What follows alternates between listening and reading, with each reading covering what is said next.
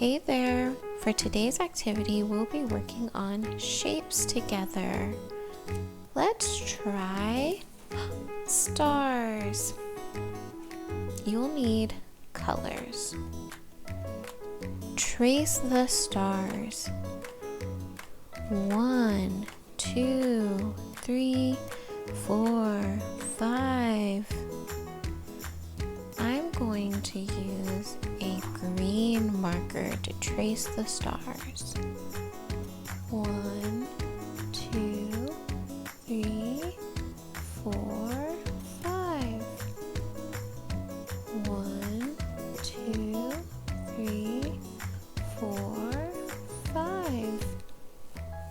1, 2, 3, 4, 5.